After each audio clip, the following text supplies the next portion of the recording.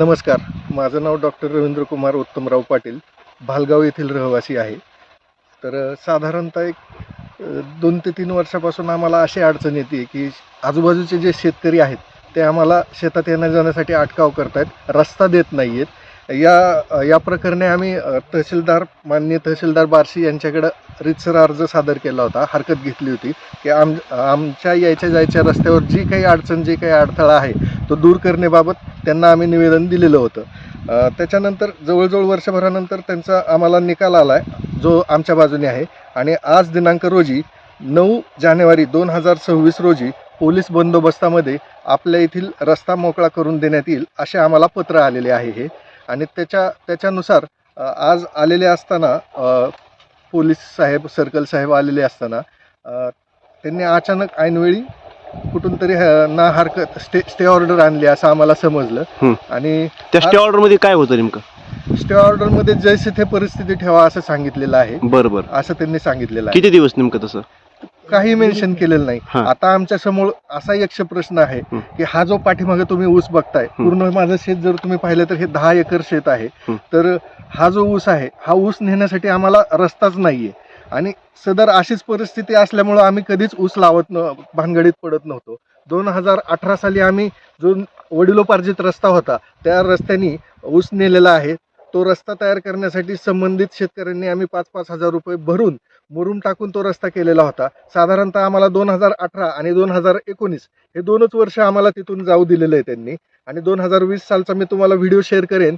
2020 साली आमचा असा उभा असलेला ऊस अक्षरशः वाळून गेलेला आहे आणि तो नाईलाजाने आम्हाला तो पेटवून द्यावा लागलेला आहे, कारण पर्यायी त्यांनी रस्ताच ठेवलेला नव्हता. त्यामुळं माननीय तहसीलदार साहेब आणि संबंधित अधिकारी जे कोणी आहेत त्यांनी ह्या तातडीची लक्ष घालून हा रस्ता लवकरात लवकर सुरू करावा.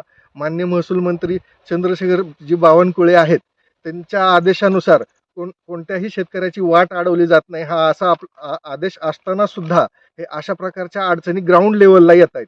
तर ग्राउंड लेवलला काय करता येईल आणि दिलेल्या आदेशाची अंमलबजावणी किती कडकपणे करता येईल याच्यावर प्रशासनाने लक्ष घालणं गरजेचं आहे. धन्यवाद.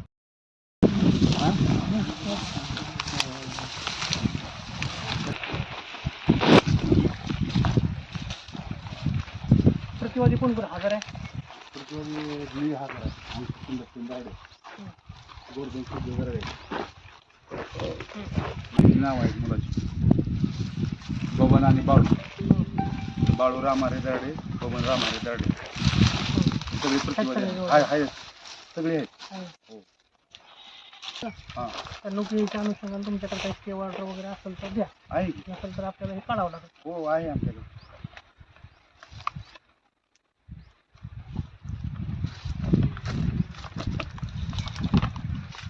सगळं वाचून आम्हाला कायदेशीर आम्ही काय लिहिलं त्याप्रमाणे बघा, तुमच्या जसं कायद्यात असेल तसं बघून आम्हाला न्याय द्या. बेकायदेशीर आम्ही वागणारी माणसं नाही. हे तुमच्याकडं कुठं मुरुम दिसतं का काय वगैरे तर पंचनामा करा. शेडच्या पाठीमागे चालू कुठं रस्त्याचं जे बंद केलं दिलंय त्याचं काय असलं तर आम्हाला सांगा. ऑलरेडी ह्यांना वाडीवर टाकून वाट आहे असं तहसीलदारने त्यांच्या पंचनाम्यात नमूद केलंय. तरी सुद्धा ह्याने त्यांच्या भावाने न पार्टी करता, त्यांच्या भावाने सख्या भावाने न करता, नंबर पाठवा पाटील. चुलत भावाने न मागणी करता त्याने आम्हाला पार्टी केले कारण नसताना. मॅडमला म्हणा त्यांची इनामी जमीन आहे आलेली भावा चुलत्याकून त्यांच्या 60 एकराचा हा इनाम आहे. त्यांना वाडेवाटाचा रस्ता आहे. अप्पाराव दराडे म्हणून त्यांना 60 एकराचा इनाम आहे. त्यातला 30 एकर इनाम घेतला.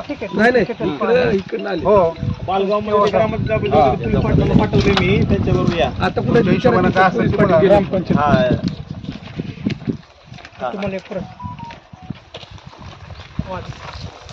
स्टेटस कधी घेतलाय स्टे, कधी काय, कधी स्टेटस कधी घेतलाय? ओरिजिनल कुठे? हो, ओरिजिनल पण आहे की. जातो तो घरी आणून. तिथं रानात आणलेला म्हणून आलो नाही. की आणा म्हणलं तर आणतो. साहेबांनी सांगू दे आणतो.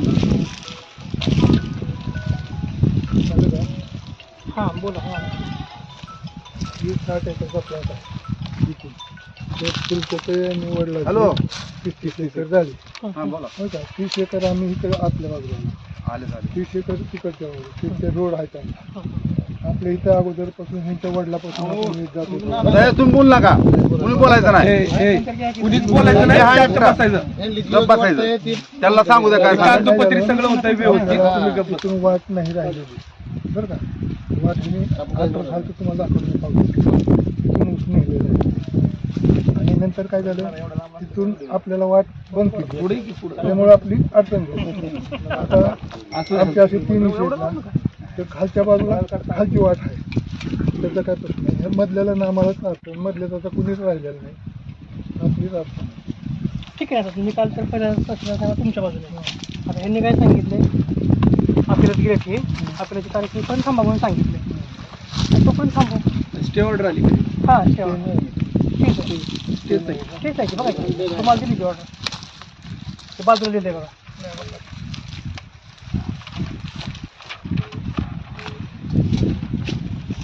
त्यावेळेस खालच्या बाजूला शेवटचं पान काढायचं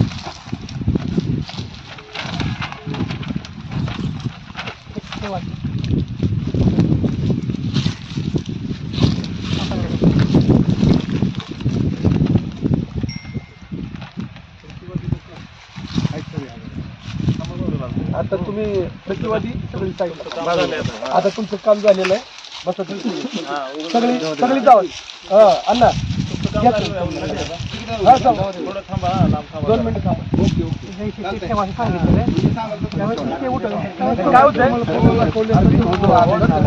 माननीय बार्शीचे तहसीलदार साहेब वैयक्तिक स्वतः तिकडे जाऊ तपासणी केलेली आहे ऑन स्पॉट केलेला आहे बरोबर आहे. त्याच्यानंतर हे ऑफिसमध्ये बसून असं काही लिहिणं त्याला अर्थ राहत नाही. फिजिकली चेक केलंय त्याचा खरा धरता त्याचा आदेश खरा धरता किंवा बाकी कुणाचा धरता महत्वाचं नाही. पहिला आदेश काय दिवाणी यायला आदेश आहे ना पहिला आदेश कुणाचा आहे त्याच्यावर काय काय कारवाई त्याला स्टे आहे तो पहिल्या आदेशाला पहिल्या आदेशाला हा स्टे आहे. पहिल्या आदेशाला स्टे आहे ना मग हा स्टे उठल्यानंतर त्या आदेशाचा अंमल होईल मला बोला की तुम्हाला सांगितल्यानंतर तुम्ही आदेश दिल्यानंतर इम्प्रुव्हमेंटच्या जागेत तुम्ही फोटोत बदल दिलेला असतो तुम्हाला. पुन्हा वाढीव करण्याचं काय अर्थ आहे? एक अडकाव करताय ना तुम्ही शासनाच्या निर्णयाला सुद्धा तुम्ही मानत नाही.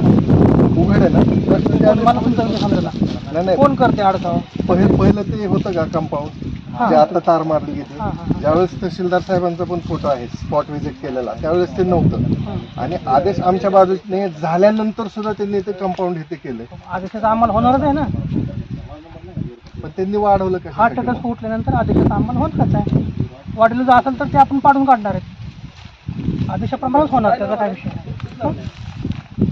सरपंच म्हणा.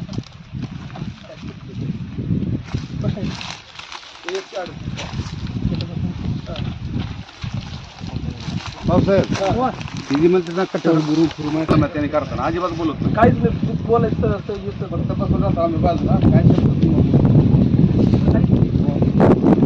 आमच्या पैशालाच पाणी देतो ठीक आहे धन्यवाद भरपूर आहे काय नाही काळजी भरपूर